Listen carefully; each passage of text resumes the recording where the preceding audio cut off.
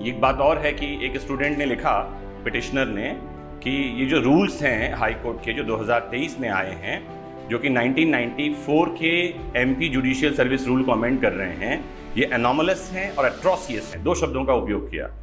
और high court ने इन दोनों शब्दों की भी मीनिंग डिक्शनरी में देखी और डिक्शनरी कोट करके कह रहे हैं कि डिक्शनरी में इनकी मीनिंग जो है वो ब्रूटल, क्रूअल, विकेड ऐसे शब्द हैं और ऐसे शब्दों का उपयोग नहीं किया जा सकता। जो एक शब्द है एट्रोसियस, एट्रोसियस मतलब है प्रताड़ित करने वाला, और ये नियम जो आए हैं ये साफ साफ एट्रोसियस दिख रहे हैं। उसका प्रमाण क्या है?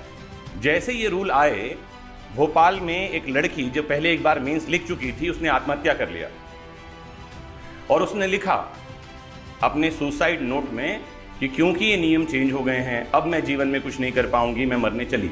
जैसे कि सेक्शन 70% जो है वो क्यों होना चाहिए, तो उनका कहना है कि सुप्रीम कोर्ट ने जो ऑल इंडिया जजेस एसोसिएशन का जजमेंट है 2002 का, उसमें उन्होंने कहा था कि ब्रिलियंट एकेडमिक रिकॉर्ड्स वाले जजेस आने चाहिए। कौन से आने चाहिए? ब्रिलियंट एकेडमिक रिकॉर्ड्स वाले।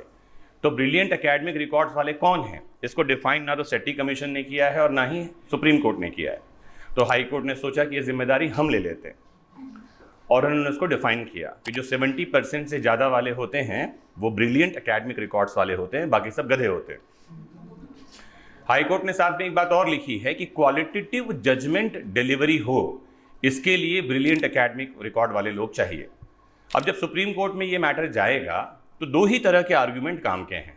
पहला, एक आर्ग्यूमेंट जो काम का है वो ये है कि क्या अभी तक 2023 तक भारत भर में जो जजेस आ रहे हैं वो ब्रिलियंट एकेडमिक रिकॉर्ड्स वाले नहीं हैं। इसका मतलब 1950 से लेकर 2023 तक भारत में एक भी जजमेंट जो है वो क्वालिटी का डिलीवर नहीं हुआ। एक तो क्वेश्चन ये पूछा जा सकता है, प्रश्न उठना चाहिए। दूसरी बात, ये जो बात आई है कि क्वालिटेटिव जजमेंट डिलीवर होगा वो 70% प्लस मार्क्स वालों से होगा, इसके पीछे का रिसर्च क्या है? क्या जजेस की कैटेगरी बनाई गई है अभी तक कि कितने जजेस हैं जो 70% वाले हैं, कितने जजेस हैं 70% से कम वाले हैं, और उनके जजमेंट की क्वालिटीज़ को चेक किया गया है क्या? दूसरा ये ग्राउंड है जिस पर कि प्रश्न पूछा जा सकता है।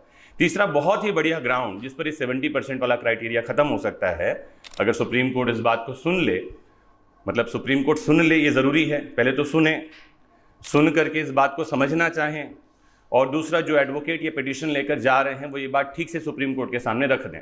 वो ये कि मेंस में जो एग्ज़ाम अभी हुआ है एमपी का, 70% प्लस वालों ने भी दिया है, 70% से कम वालों ने भी दिया है।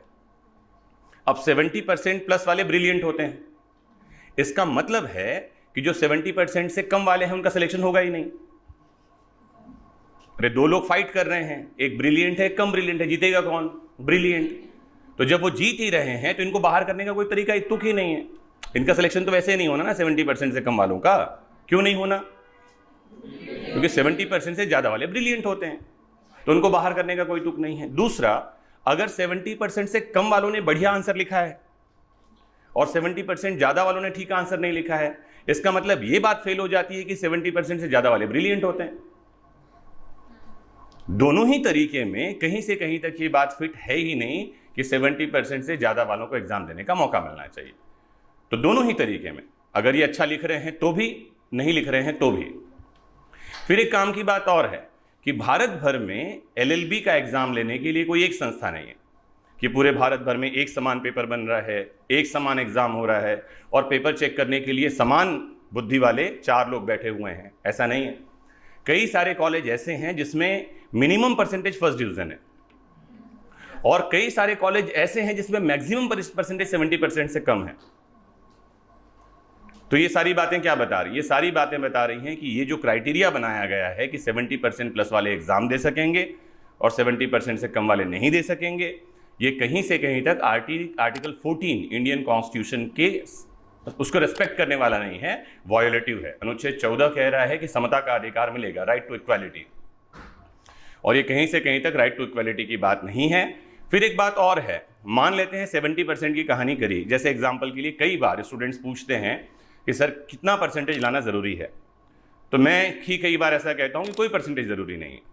तो स्टूडेंट एक क्या सोचता है, उसके घर की जिम्मेदारी अगर उसके सिर पर है, एक ने लिखा भी है because of hardship I could not attain 70% mark, एक पिटिशनर लिखा भी कि गरीबी या इस दशा के कारण हम नहीं कर पाए। तो हाई कोर्ट जवाब दे रहा है तुम्हारी पर्सनल प्रॉब्लम है। कैसे पर्सनल प्रॉब्लम हुई?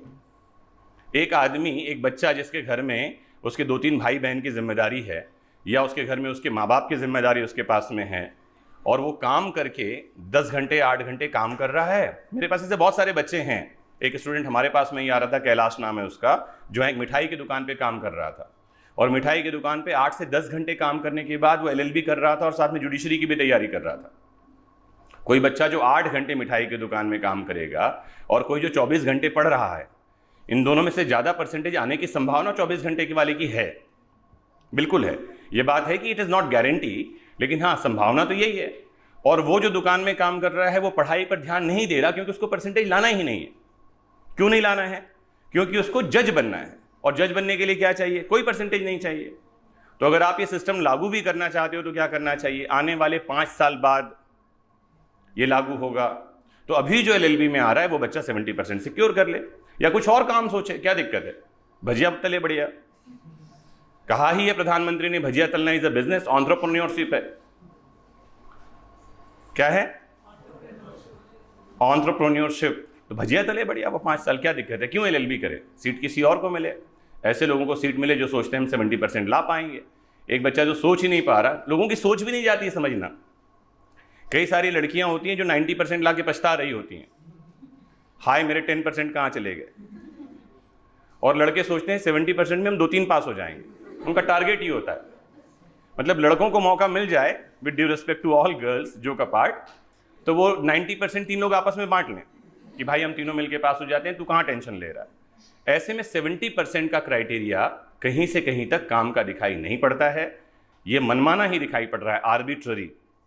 एक बात और है कि एक स्टूडेंट ने लिखा, पिटिशनर ने, कि ये जो रूल्स हैं हाई कोर्ट के जो 2023 में आए हैं, जो कि 1994 के MP जुडिशियल सर्विस रूल को अमेंड कर रहे हैं, ये एनोमलस हैं और एट्रोसियस हैं। 2 शब्दों का उपयोग किया, और हाई कोर्ट ने इन दोनों शब्दों की भी मीनिंग डिक्शनरी में देखी, और डिक्शनरी कोट करके कह रहे हैं कि डिक्शनरी में इनके मीनिंग जो है वो ब्रूटल, क्रूअल, विकेड ऐसे शब्द हैं, और ऐसे शब्दों का उपयोग नहीं किया जा सकता।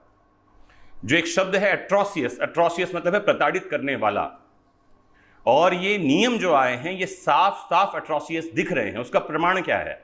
जैसे ये रूल आए, भोपाल में एक लड़की जो पहले एक बार मेंस लिख चुकी थी, उसने आत्महत्या कर लिया, और उसने लिखा अपने सुसाइड नोट में कि क्योंकि ये नियम चेंज हो गए हैं, अब मैं जीवन में कुछ नहीं कर पाऊंगी, मैं मरने चली। तो जो एट्रोसियस शब्द है, टॉर्चर, प्रताड़ना, इसकी एक मतलब ये भी है which leads to committal of suicide, ऐसी कोई बात जिससे कोई व्यक्ति आत्महत्या करने के लिए ऊत प्रेरित हो जाए, शुद्ध हिंदी में। If someone gets any kind of instigation or the mental condition to commit suicide, the behaviour of any person or institution shall be constitute as atrocious. तो ये एट्रोसियस है, दिखाई पड़ रहा है।